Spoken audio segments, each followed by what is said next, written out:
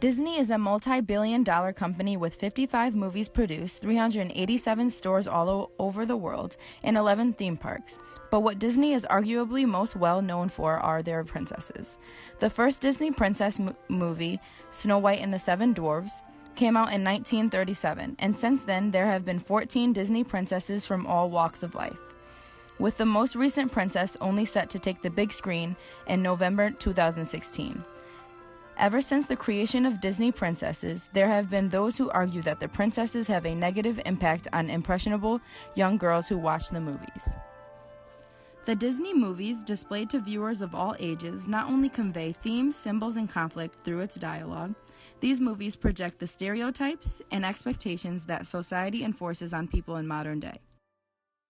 While many parents feel the culture of Disney princess stories is safe for their early adolescents to view, studies are conducted to find the reality of it. Child Development published a story which noted the negative effects that Disney princesses place upon young girls. This study was led by author Sarah Coyne. Along with her team, she placed 198 preschool and kindergarten-aged girls and boys in the study. The results of this study showed that 96% of girls and 87% of boys viewed Disney princess media. 61% of girls also played with princess toys at least once a week, while 4% of boys did. Terminating this study, Coyne found that the more the boys and girls interacted with flawless princesses, the greater the increase in female gender stereotypical behavior. The early Disney princesses are notorious for following sexist stereotypes. One of the earliest Disney princesses, Snow White, highlights gender roles that men should work and provide for the family. Hi-ho, hi-ho, it's home from work we go. Hi-ho, hi-ho, hi-ho, hi-ho, hi-ho, it's home from work we go. Hi-ho, hi-ho, hi-ho, hi-ho. While women stay at home and do their domestic duties. We'll clean the house and surprise them. Then maybe they'll let me stay. Not to mention, this story displays issues of consent as Prince Ferdinand kisses Snow White as she's unconscious. Furthermore, Beauty and the Beast normalizes intimate partner violence as the movie passes off Beast's violently erratic behavior as a short temper, and enforces strict rules such as Belle not being allowed to explore some parts of the house. Oh, don't do that. Just hold still. That hurts! If you'd hold still, it wouldn't hurt as much. Well, if you hadn't have run away, this wouldn't have happened. If you hadn't frightened me, I wouldn't have run away.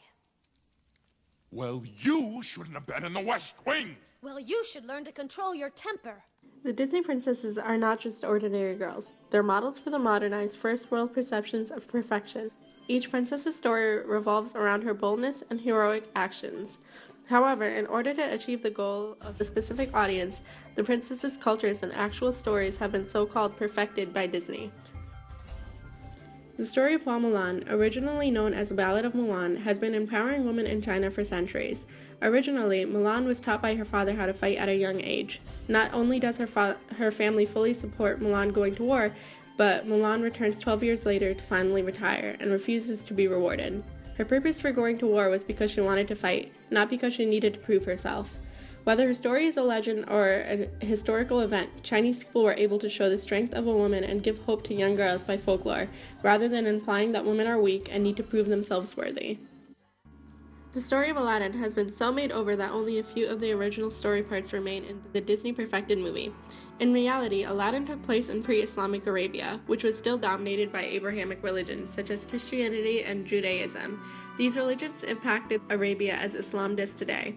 In the movie, Princess Jasmine wears blue harem pants and a blue blouse, showing off her hair, arms, and her tiny waist. In the original story, Aladdin falls in love with a fully covered princess and when he catches sight of her face by accident. Historically, women wore loose, modest clothing, even before Islam was introduced. Disney was able to easily sugarcoat the story of Pocahontas, the Native American woman who is historically known for standing up against her chief and father, Powhatan, in order to save the life of John Smith. In the movie, the man also becomes her love interest. In reality, she is taken away from home to become civilized in Europe. Disney not only altered her story but also altered her look. In Native American culture, both men and women are decorated with tattoos in forms of symbols, which read their accomplishments and protected them from spiritual harm. Disney took away a huge part of this culture by omitting this from the characters. The villains in Disney princess movies also reflect the values placed on beauty, youth, and thinness. While the villains arguably have the most diversity in how they are animated, some common archetypes are that they are old, ugly, and are overweight. Creating the association between these physical traits and the evil role pushes that association onto the children who watch. In Tangled, for example, the villain Mother Gothel's main motivation is to stay young and beautiful, even if it means exploiting Rapunzel and holding her captive. Also, the main villain of The Little Mermaid, Ursula, is depicted as overweight, again contributing to the association between weight and evil. In Snow White, the evil queen was even willing to commit murder to remain the most beautiful woman in the kingdom, showing the priority on which being beautiful is held. One of her most lasting impressions from the movie is when she is depicted as an old, wrinkled hag, tricking Snow White into eating the poisoned apple. Over the years, the animation of Disney princesses has followed a fairly similar mold, with unrealistic figures, impossibly smooth hair, and voluptuous busts. While there are some exceptions to this cookie-cutter animation such as Pocahontas and Mulan, as well as some of the more recent princesses such as Merida, the majority of the classic and most well-known princesses fit these standards. These standards are then shown to the young children who watch the movies, which are usually girls. One of the main criticisms of Disney princesses over the years is that they perpetrate a strict and idealistic body type, leaving girls with long-lasting body image issues. The Disney princesses are animated with impossibly thin waists that could not fit a human rib cage, eyes so large and bright they might as well be googly eyes, smooth, pale skin that most models would envy, and impossibly slim proportions that realistically would leave them unable to function.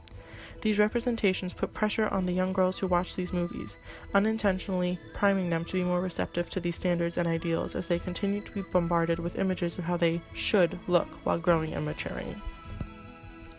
That being said, there has been a push by Disney to create characters whose animation is somewhat more realistic. Merida, the princess in the fairly recent movie Brave, is one of these examples. She is depicted with wild, frizzy red hair that gets in her face and defies the laws of physics. She is also depicted with freckles and minimal makeup, which makes sense as she's supposed to be a young girl who spends most of her days riding through the forest. In addition, her proportions are not as ridiculous as some of the most classic princesses. That being said, when Merida's doll was first released, she was given smoothed hair and slimmer proportions, undercutting the success of a more realistic-looking princess. The trend of more realistic princesses was continued with the newest Disney princess, Moana.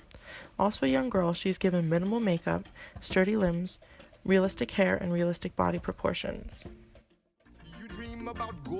Without a doubt, Disney has come a long way from the beginning of the princesses, and has already begun to manifest realistic physical features and accurate cultural backstories to their newer princesses. It can only go up from here. Under the sea, darling, it's better down where it's wetter. Take it from me.